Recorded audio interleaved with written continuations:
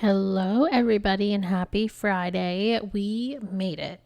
Another day, another dollar, another week, another paycheck.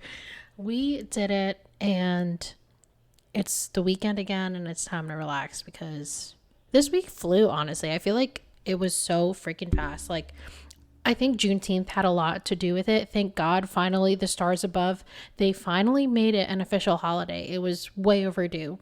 But having so I feel like the past holidays that we've had were either on like a Monday or Tuesday, which don't get me wrong, Mondays off is kind of nice, but not really. You're like kind of like delaying the inevitable, and it's like, you still have to work and you still have to, have a Monday. It's just now going to be on a Tuesday. That's not really quite as exciting as having like a midweek break or like, I don't know, a Friday off. But I feel like most holidays this year have been this weird Monday or I don't know, some situation that's not as relaxing. And not for nothing, my job is very heavy on Mondays, so I feel like it's not really a reward to be pushing it to Tuesdays because most of my Monday work gets pushed into Tuesday anyways.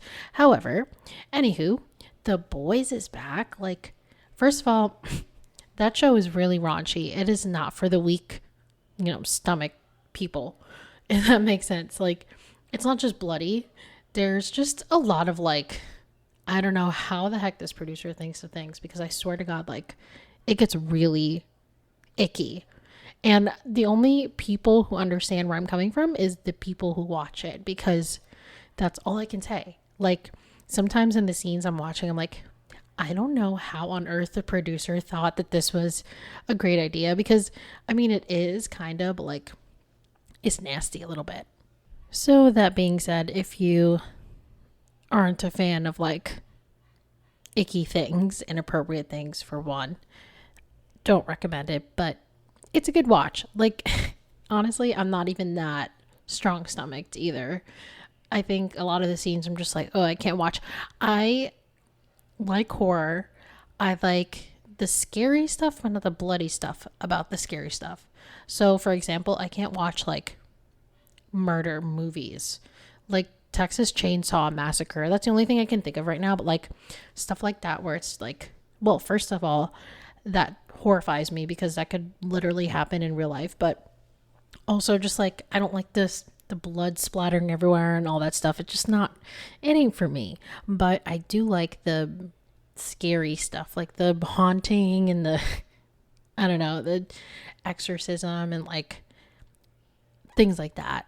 But again, so I totally recommend watch. I think the story is pretty good. Like, I think that it has substance and could do really well. Like, this last episode, the main character, who's, I don't even know if he's a good or a bad person, I can't even tell, he has like a backstory in this episode, and I think that it's, I don't know, it adds more levels to him. And I think that there's this recurring theme in the show overall that like not one side is a good side, and I think that's a pretty awesome theme to have in a show.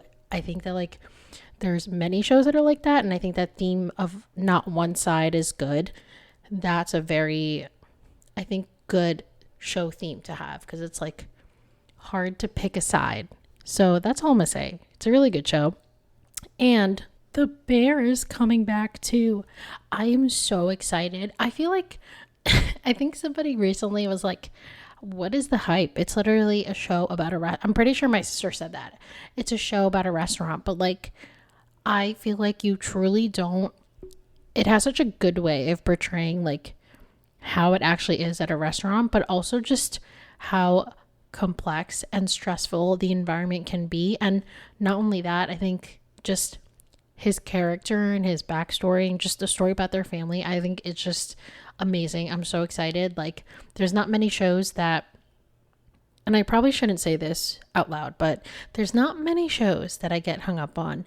And I think The Bear is just one of them. I think that the story is just great. The writing's great. The actors are wonderful. Like, hello, who wants to see Jeremy on TV? Like, literally top actor of the year, top actor of like the past 3 years, honestly. He's been in a lot of like other films too, and I am obsessed. So I can't wait for that. And let's talk about Inside Out. Since we're talking about films right now, I'm just gonna pop off because I feel like there's been so many amazing movies and films and show, just everything. Like, it's June was like the start of really good titles because honestly, like, I think Disney Plus, Hulu, I feel like for a little while we had like a content lull, and it definitely was like dragging a little bit. I feel like even on other streaming services, but like June, I don't know why, like just happens to be the month of, I guess, popularity.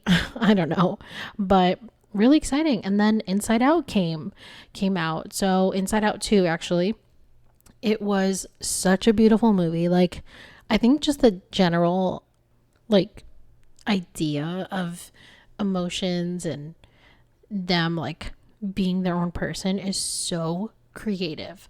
Like, I think there's something that somebody told me about Pixar that is so true to their brand, and it's basically like, how can we make inanimate objects alive?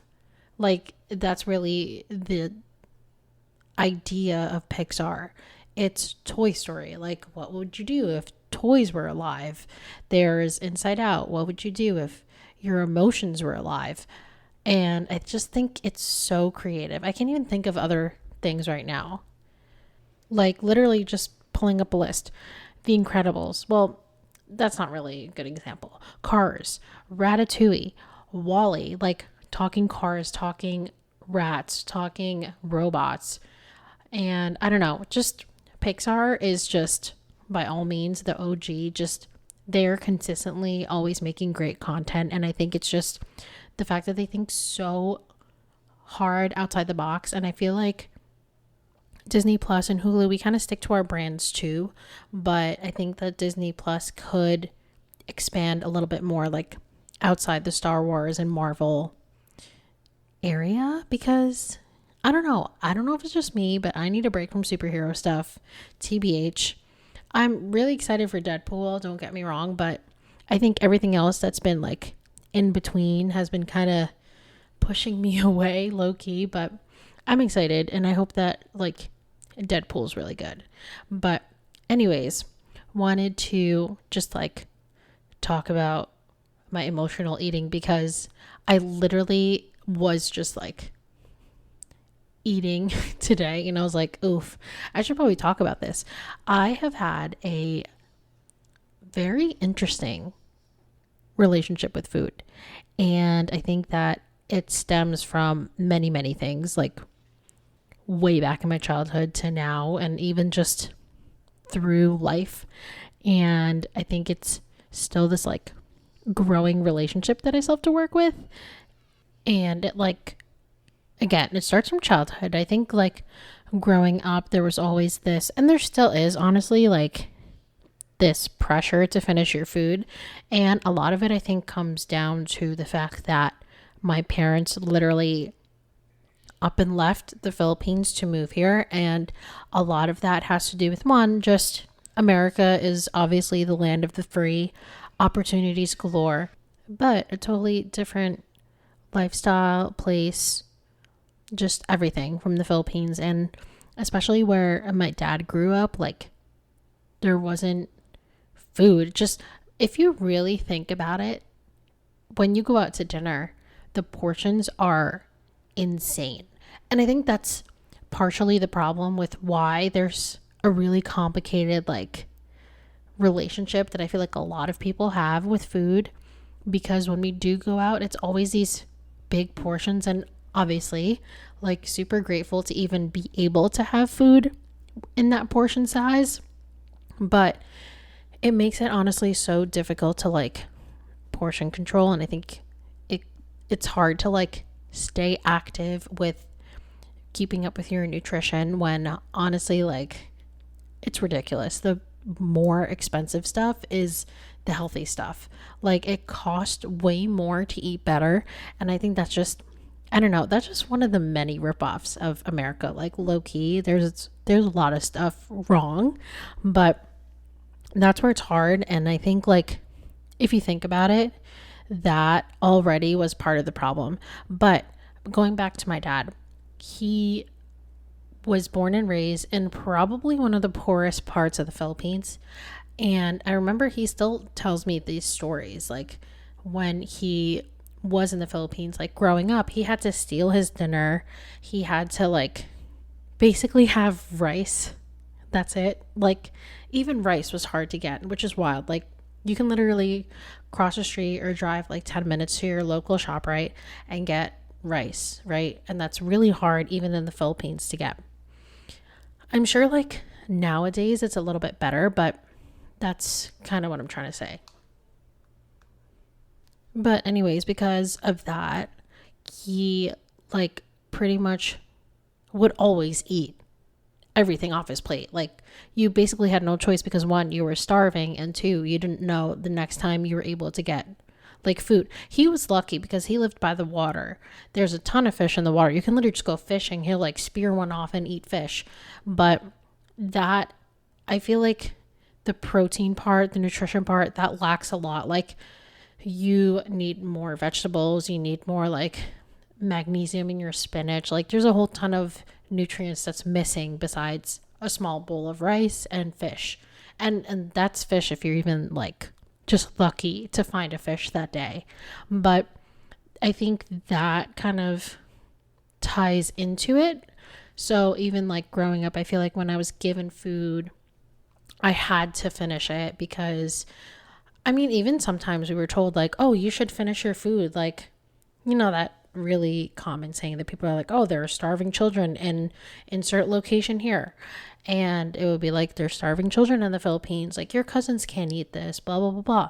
So there would just be like the pressure of eating and finishing your food. Like there was never a day growing up where like I left my plate empty or no, full of stuff. And because of that, like one, the pressure to finish your food, and two, lack of portion control. Like if you're hungry, obviously your eyes eat more than your stomach does. Like, and because of that, like you eat more and then you just keep eating more and more and your stomach gets bigger, obviously, from just like getting used to eating all that. That I think for a long while, like, I don't think that part was the part that was unhealthy because for a while, like it didn't do anything for me. But like also at the same time, I was a kid. There was not any like consequence to having all that food. But it started to get worse because when I was in middle school and in the school play, in the school musical, during breaks, we would have obviously our lunch or dinner. And it was like fast food was a thing back in the day. So like it would always be McDonald's. And oh my gosh, how I love McDonald's, how I miss it. I think looking back at it, like it's nice to appreciate how far I've come because that used to be like a meal that I would have like 2 to 3 or even 4 times a week. It was pretty bad. And it wouldn't just be like chicken nuggets and french fries. It would be a Big Mac and like a large fry and a large Coke. And like even that sometimes didn't fill me up, and naturally so because there's barely any nutrients in it. And I think like for the longest time, I had that as my normal and didn't see a problem with it. But obviously, like you get into high school and you start getting insecure about your body and kind of just like understanding what might be the problem. But the thing is, in my family, and this is a lot of like my inner conversations and battles and whatever, it's that society kind of pushes you to look a certain way and like have a thin stomach and super thick thighs. And at least that's what it looks like in America, right? Like a fat ass, like flat abs, and barely any fat in your midsection. But the truth of the matter is that not all bodies are like that. Honestly, probably about 85%, 90% of the bodies are not like that. And it's really hard to achieve that. Like honestly, props to people who have it that easy because it's really hard to even get my stomach down to that flat. Like even on my best days when I was cutting very strictly, it still wasn't flat. And I'm just like, ugh. But lately I've been trying to I guess just understand how my body looks naturally. And I think like I've come this far and I'm actually happy I'm more comfortable talking about it because it was something that I honestly didn't even realize I had. And I think that had I not started my fitness journey, I wouldn't have realized that I actually do eat when I'm stressed. Well, I used to. I actually manage it a little better now, but I don't know. I still have these weird tendencies. And I think, like growing up, having all those McDonald's meals, and it really like catches up to you. And they weren't kidding when they said that. Like, it does catch up to you at some point. But I think like the hardest part is not realizing that it takes so much work to burn it off. And that's like, I think that was such a struggle for me when I first started working out because I was put on a strict schedule. Like, you really about to tell me that I can't have any fried food? Like, I can't even have like sauces or dressings that were more than 70 or 80 calories per serving. And it was strict, but it also taught me a lot of great things, but also a lot of bad things. I think there's a dark side to the cutting lifestyle that not many people really talk about openly. And I think that a lot of it is like punishing yourself. So I think like when I got to college, I was still eating whatever I wanted. Like the freshman 15 hit me hard and I didn't realize it until after the fact. Like then, oh my gosh, you turn 21 and all of a sudden life's about alcohol and food and just all of that all the time. And like, it wasn't like I was drinking high noons like I do now, like, or even a vodka club or something, which is like super low calorie. I was drinking like Yinglings and Jack Daniels, like having burgers and like I'm a sucker for fries. So like that was the first problem, like way back.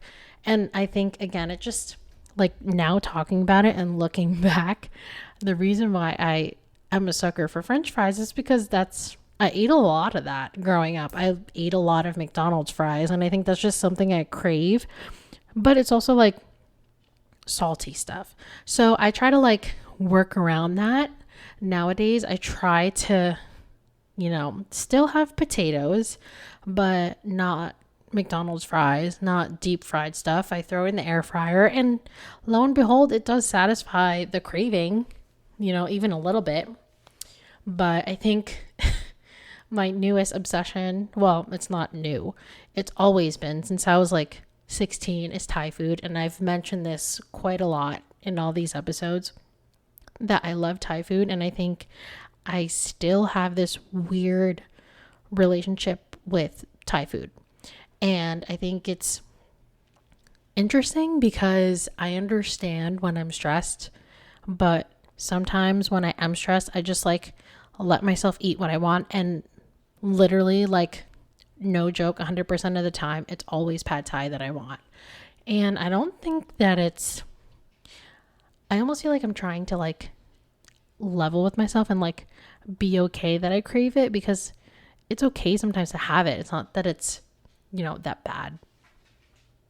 Like, even if it's the one thing I crave every single week, it's still not bad to crave it. It's just like, something you can't have every day because one, it's high in sodium. Pretty sure tamarind is like a problem. I don't know who told me that, but somebody did tell me that tamarind, long term affects your bones. So I was like, oh, well, I probably shouldn't be eating this every week, but here I am. I don't think it actually like, it's not something that's like, it's cigarettes and it's absolutely bad, but like, I don't know. But yeah, I just like know when I'm stressed because that's what I want to have. But there used to be a point in my life, and it was around my 20s, like early 20s. I'm still 20, I swear, like 27. There was a point in my life a few years back when every time I was stressed, I would get a pad thai. And that would mean I was stressed like 2 to 3 or 4 times a week because of school, because of outside factors, just like navigating post breakup, like trying to figure out everything, that all I wanted to do was eat. And it wasn't just Thai food. I think looking back at it, like, I really wish I had better self-control, because not only was it bad for you, but like, I spent hella money on food back in the day.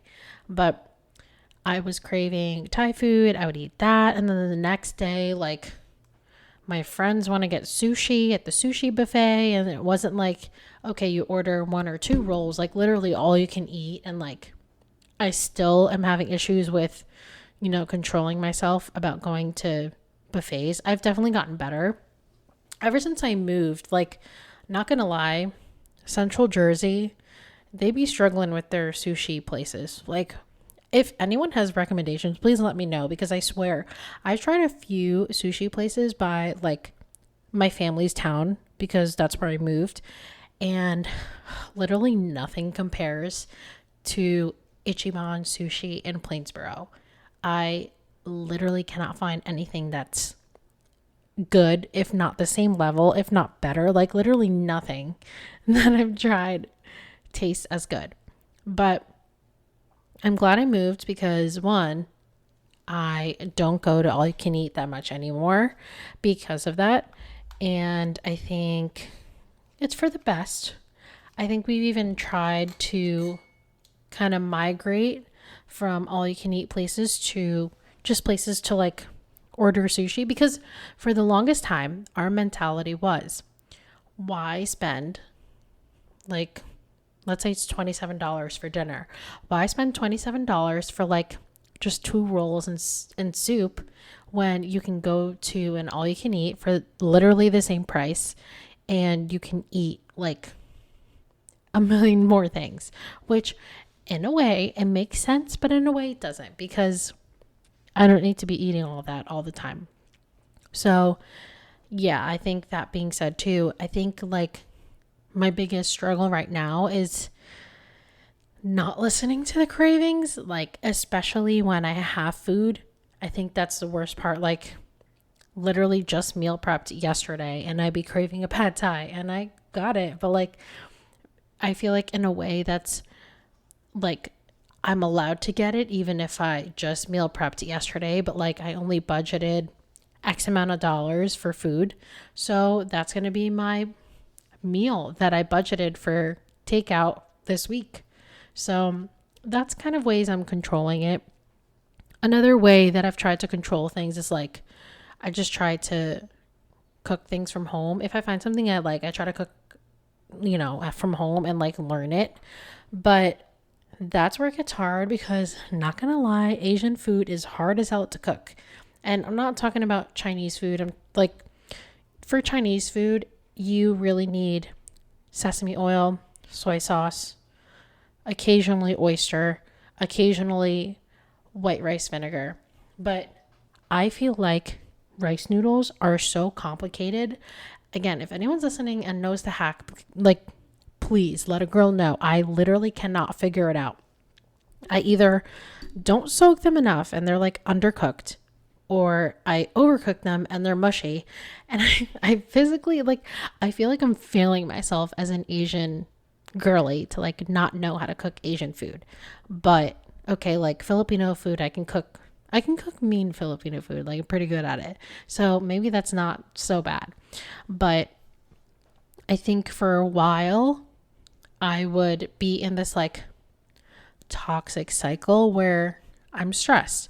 I need to eat something. I binge eat and stuff my face, and then I hate myself and then beat myself up for it. And then I go to the gym and like work a trillion times harder.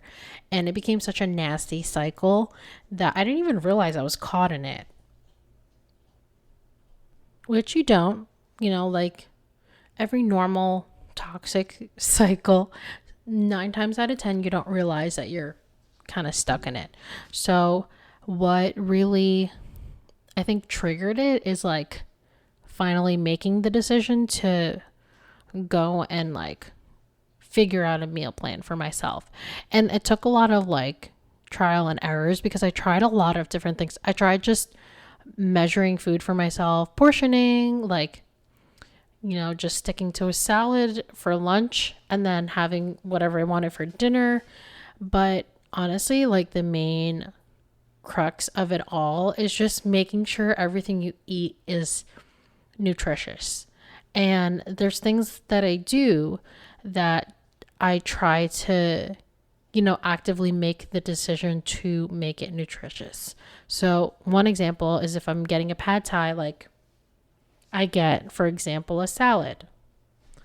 Or honestly, not even a salad. Like I just even get a side of edamame to just like try to have vegetables with every meal. And mind you, I've kind of gotten a little OD in the past 3 years. Like I learned my lesson. Do not put a lot of broccoli in your sinigang.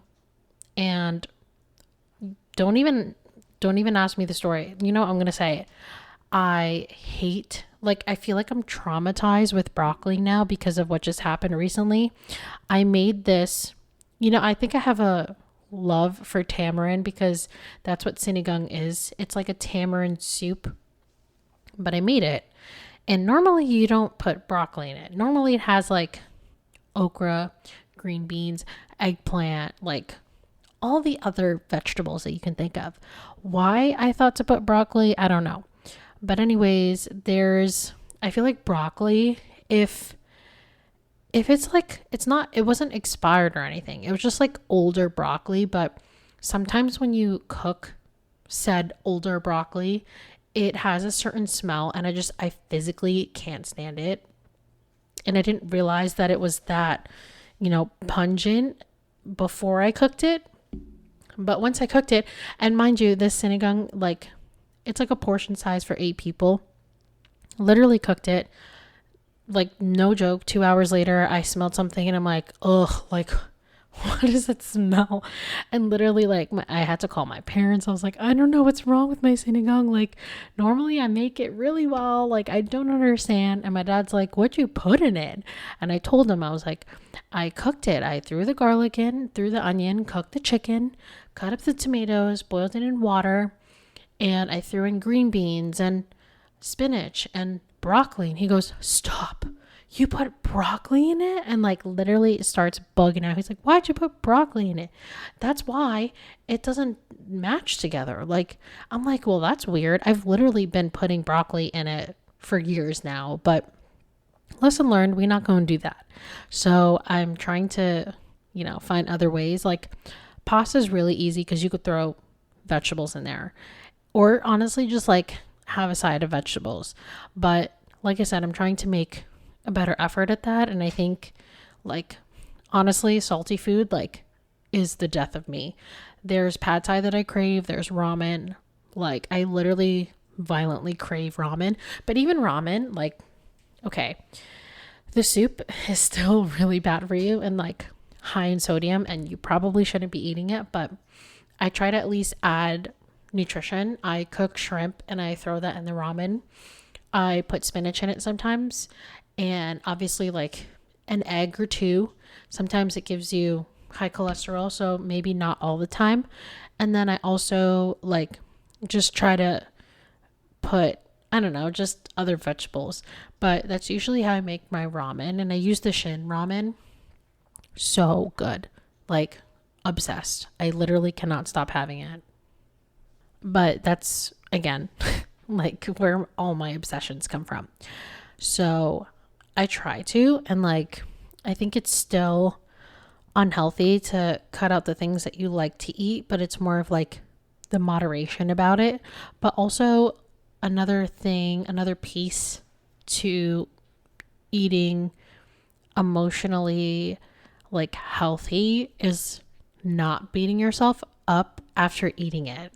And I still struggle with that because it's really hard to like, and I hate that I do this, but it's really hard to just let myself be stressed and like kind of sulk in it. So when I do eat and I feel better, it's like, all right, like I made myself feel better, but now let's get stressed again and beat myself up about eating salty foods again. Like it's a toxic cycle. But I obviously like I laugh about it because I'm working through it and I know that it's there. I think like the hardest part of this process so far is just like recognizing that that actually is something that I do. And I think it's just helped me a lot. Like cooking stuff from home and just learning how to make stuff at home has been so good. And that's kind of been the majority of it. Pad Thai and like Thai food in general, anything with rice noodles, I've tried. I'm telling you, I've tried every single recipe out there. There is not a single one that matches the way that this Thai place, when I worked at a Thai restaurant when I was 16 in Padawan, it was the best Thai food of my life. Like, I'm really close still with the owner and her family. They're like my second family at this point because I've literally known them for like 10 or 11 years. But I have tried. And yes, the question is, Philline, why haven't you asked them yet? And I will answer with good question. I have yet to do that. And I really would like to ask her one day, but thing is, like, I'm sure it's their family recipe. They don't want to give it away, but I'm sure they would give it if I asked. But even so, like, rice noodles itself really pisses me off because I swear I have tried so many times to get it to the right texture and I just physically cannot. I don't understand. Maybe I'm rushing. Like, I get hungry, and honestly, like, when I'm hungry, I get impatient with just like letting noodles soak, which is annoying. But I don't know if anyone has any tips, please. Like, I need them because I could easily cook it at home. Like, I think I almost had the sauce one time, but like it still wasn't close. And honestly, like, I really do have to ask her for the recipe. I can't figure it out. But that is my like weekly craving. I don't know. Like, I am convinced I have some sort of like, I don't know, OCD. I don't know. I literally crave it every single week. And like, it's a purpose of mine to have it once a week. I don't know. Call it hyperfixation. I don't know the word for it. I just know that every single week I somehow need to have it once a week.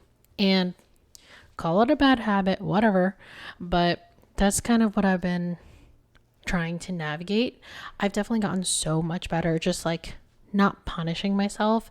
I still go back to that mindset sometimes, but like, it's not healthy to beat yourself up just for enjoying something that you love, because one, life is short. As corny as that sounds, my therapist has said to me multiple times, like as a joke, there's going to be one day where you can't even eat that. Like, you're not going to have teeth to chew and you won't be able to enjoy it then. And I thought that was so funny because so true. I can't stop. I don't know what it is, but that's one of the few things I've been trying to do. And I think that just kind of my experience with food growing up has kind of led to this point. And it's been really hard because, especially like when you finally work out, you see the progress and it finally makes sense. Eating healthy is like a necessity because you have to continue to portion properly. God forbid you overeat for like a month straight and your body gets very sensitive to things when you go on diets. Like, because I cut out dairy and I cut out a lot of stuff that like now I'm slowly starting to put back into my diet.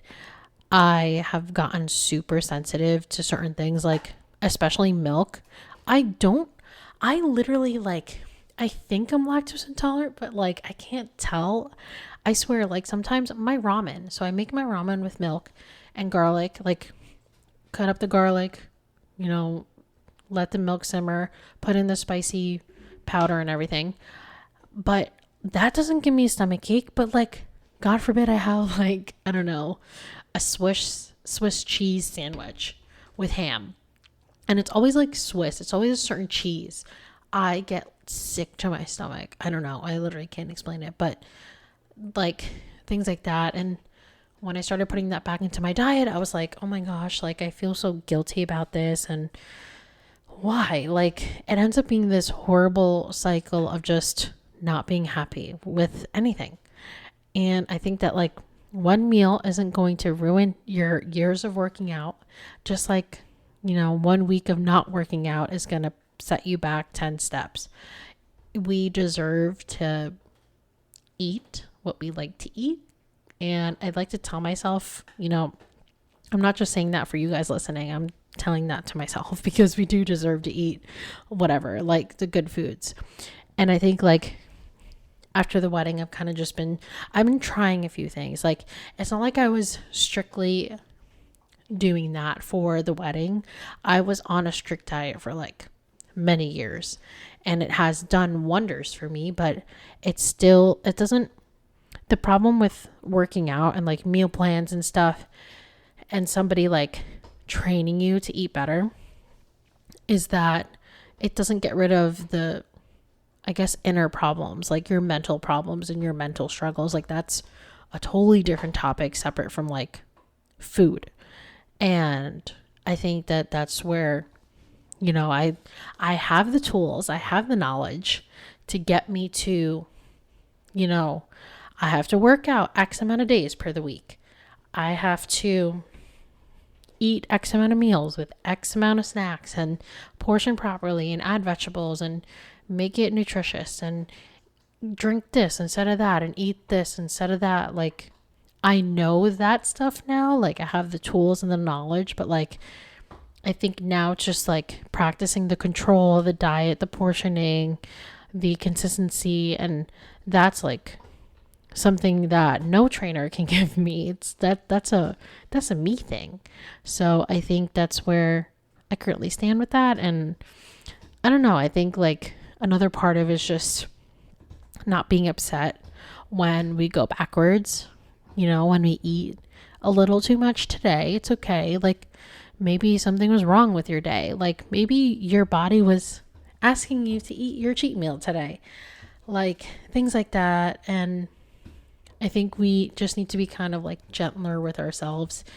And that's where like, it's like a test. Every time you get a cheat meal, it's a test for yourself. Like, all right, today I'm going to eat my cheat meal and I'm going to be happy about it. Like, let's tell ourselves that instead of like, I'm going to eat this cheat meal and I feel so fat. And like the next day you're going to say like, oh my God, like I can't do anything. I can't even work out because I ate yesterday and I'm so fat. Like, we are honestly so mean to ourselves, like our worst enemy.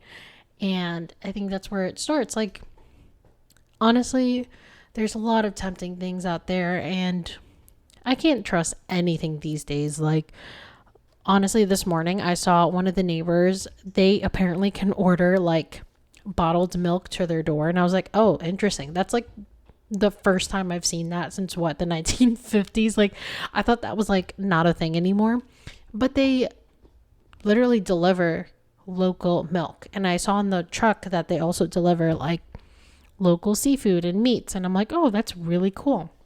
And I just thought that was interesting. And it just, again, reminded me there's just like a ton of options to food and like the choices. And unfortunately, like, it's going to hurt your wallet a little bit more to make the better choices. Like, literally a bag of salt and vinegar chips sometimes costs like $2. Then popcorners are like $4 a bag, which is wild. Like, I still can't believe that, but like, I love popcorners. That's actually like one of the snacks from my plans that I'm still hooked onto. Like, so good. And I only like the sour cream and onion one. Don't try the sea salt one because it's really freaking dry. Like, they're basically like popcorn chips. I don't know how to explain it otherwise, but they're really dry. So do not recommend. But yeah, like, even just like picking your snacks and what you crave, honestly, like Skinny Pop and like Boom Chicka Pow or whatever that brand is, they make this popcorn and one cup is like literally 40 calories. Like, you could eat the whole bag. And I'm not saying to eat the whole bag, but like, normally one person would eat a whole bag of chips if they're like watching a show or something. If you eat the whole bag, it's like maybe 40, 80 calories. 40 calories, I guess, is for 1 cup, but like a whole bag, there's probably like 6 servings in there. It's 240 calories, which sounds like a lot. Don't get me wrong. But like a salt and vinegar chip bag probably is way more. It's probably like double or triple that much, which I think is wild, one, but also like it makes sense. But it's kind of just like that. And believe it or not, vegetables like really fill you up. So another hack that I've been trying to do for, I guess, just like eating big meals or when I'm hungry is I start with a salad. And this isn't just like at home. This is more like when I go out to eat. Like, for example, my brother graduated on Wednesday, which I can't believe it. He's already like graduating high school. That means I graduated high school 10 years ago. Don't even get me started because I have a reunion next month and I'm feeling a ton of things. But that's kind of how I've been hacking it. And like Texas Roadhouse, you get 2 sides. One, I almost always get fries, but whatever. Still working on that. But 2, I get salad, and usually they bring up the salad first. I feel like they do that for like many places, even like Thai places, because of course I would know that. But they give like salad as the appetizer. And I think that's so helpful because 1, the salads at Texas Roadhouse are really filling. That could be a whole meal for me. But 2, that helps me because I just get a 6-ounce sirloin and like fries or mashed potatoes or vegetables, whatever I'm feeling like it.